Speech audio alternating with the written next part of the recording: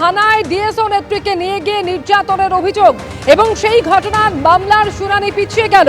হাইকোর্টে FIR copy দেখাতে পারল না রাজ্য। এই ধরনের অভিযোগের ক্ষেত্রে তদন্তের কোনো প্রয়োজন নেই, আজ এভাবেও আদালতে সওয়াল করেছেন অ্যাডভোকেট জেনারেল কিশোর দত্ত। বিচারপতি এফআইআর এর কপি দেখতে চাইলেও তা দেখাতে পারল না রাজ্য এবং সেই কারণেই পিছিয়ে গেল মামলার শুনানি। যে রিপোর্ট তুলে ধরা হয় পুলিশের তরফ থেকে, যে নির্যাতন থানায় নিয়ে গিয়ে নির্যাতন করার অভিযোগ উঠেছিল, তার সার্বত্তাও কোথাও রয়েছে এবং সেই উল্লেখও রয়েছে পুলিশের রিপোর্টে। আজকে এফআইআর এর কপি না দেখাতে পারার জন্যই মামলার শুনানি পিছিয়ে গেল। আগামী মঙ্গলবার যার শুনানি হতে চলেছে। আইনজীবী জয়ন্ত নারায়ণ চট্টোপাধ্যায় ঠিক কি বলেছেন এ প্রসঙ্গে শুনুন।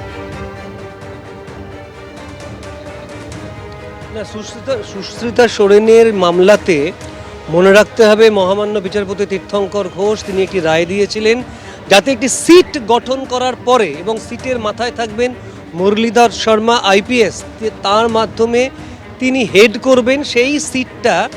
ওই যে থানার মহিলা আইসি যিনি 4টি মেয়ের ওপরে, মনে রাখবেন 4টি মেয়ে কিন্তু স্কলার মেয়ে, আজকে মাননীয় অ্যাডভোকেট জেনারেল তিনি কিন্তু সেই অভিযোগটি আদালতে জমা দিতে পারেননি বা দেখাতে পারেননি। তৎক্ষণাৎ মহামান্য ডিভিশন বেঞ্চ বললেন ওই অভিযোগটা আমরা দেখতে চাই, অভিযোগপত্রটা দেখতে চাই। আগামী মঙ্গলবার 17ই জুন এই মামলাটি 17ই জুন এই মামলাটি পুনরায় ধার্য করা হলো যাতে করে শুনানি হবে এবং রাজ্য সরকার তাদেরই করা অভিযোগ যেটা চ্যালেঞ্জ করে তারা আসছে আদালতে, সেই অভিযোগটা আদালতে জমা দেবেন। 16 জুন বিধানসভা অভিযানের ডাক দিয়েছে চাকরিহারা শিক্ষকরা। তার আগে জেলায় জেলায় ছড়িয়ে পড়ছে প্রতিবাদের ঢেউ।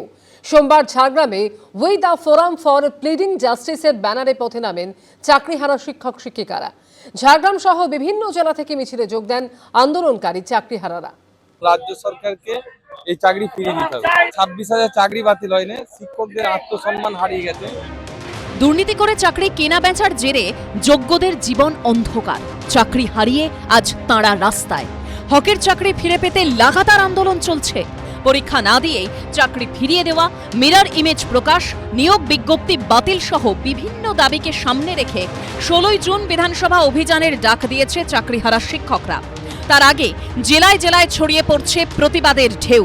হকের চাকরি ফিরে পেতে সোমবার ঝাড়গ্রামে we the forum for pleading জাস্টিসের ব্যানারে পথে নামেন চাকরিহারা শিক্ষক শিক্ষিকারা। 26,000 চাকরি বাতিল হয়নি, শিক্ষকদের আত্মসম্মান হারিয়ে গেছে। ছাত্রদের কাছে যে প্রশ্ন উঠেছে যে শিক্ষকদের যোগ্যতা নিয়ে, আগামী দিনে শিক্ষকতা পেশাটা আর সম্মানে রইল না, একটা চুরিবৃত্তি চোরবৃত্তি শিক্ষাতে পরিণত করেছে। জাতীয় পতাকা হাতে নিয়ে ঝাড়গ্রামের হিন্দু মিশন মাঠ থেকে শুরু হয় মিছিল। ঝাড়গ্রাম সহ বিভিন্ন জেলা থেকে মিছিলে যোগ দেন আন্দোলনকারী চাকরিহারারা। আজকে যারা যোগ্য হয়েও চাকরিহারা, সেই সমস্ত টিচিং এবং নন টিচিং স্টাফ, তারা যেন তাদের ন্যায্য অধিকারটা ফিরে পায় এবং রাজ্যের যে শিক্ষা ব্যবস্থা সেটা আজকে ধসে পড়েছে প্রায়। যোগ্য অযোগ্যদের আলাদা করতে পারেনি এসএসসি। গত 3রা এপ্রিল 2016 এসএসসির নিয়োগ দুর্নীতি মামলায় হাইকোর্টের ডিভিশন বেঞ্চের চাকরি বাতিলের নির্দেশই বহাল রেখেছে সুপ্রিম কোর্ট। চাকরি হারিয়েছেন প্রায় 26,000 শিক্ষক শিক্ষাকর্মী। এই আবহেই নতুন নিয়োগ বিজ্ঞপ্তি জারি করেছে স্কুল সার্ভিস কমিশন। এই পরিস্থিতিতে পরীক্ষা বাতিলের দাবিতে এবার দিল্লি রওনা দিলেন চাকরিহারা শিক্ষকদের প্রতিনিধি দল। রাজ্য সরকার অযোগ্যদের বাঁচানোর জন্য এসএসসি প্যানেল বাতিল হলো, যোগ্যদেরও চাকরি চলে গেল। সুপ্রিম কোর্টের গত 3রা এপ্রিল 2025 যে রায়, সেই রায়কে অগ্রাহ্য করে স্বয়ং মুখ্যমন্ত্রী সংবিধানকে শপথ নিয়ে দায়িত্ব নিয়েছে এবং স্কুল সার্ভিস কমিশন তারা একটা বেআইনি নোটিশ, বেআইনি গেজেট প্রকাশ করেছে। আমরা সুপ্রিম কোর্টের দৃষ্টি আকর্ষণ করার জন্য যাচ্ছি। আন্দোলনরত চাকরিহারাদের পাশে দাঁড়িয়ে রাজ্য সরকারকে আক্রমণ করেছে বিরোধীরা। মমতা ব্যানার্জির ভাঁড়ারে সব কিছু আছে, কে চোর, কে সৎ, কে ন্যায্য, কে অন্যায্য, কে যোগ্য, কে অযোগ্য।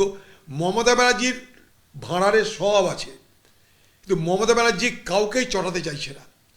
ভাবছে এদেরকে চটালে তারা আমার হাতছাড়া হবে, তাদেরকে চটালে এরা আমার হাতছাড়া, জিরো সাম গেমের মধ্যে পড়ে গেছে।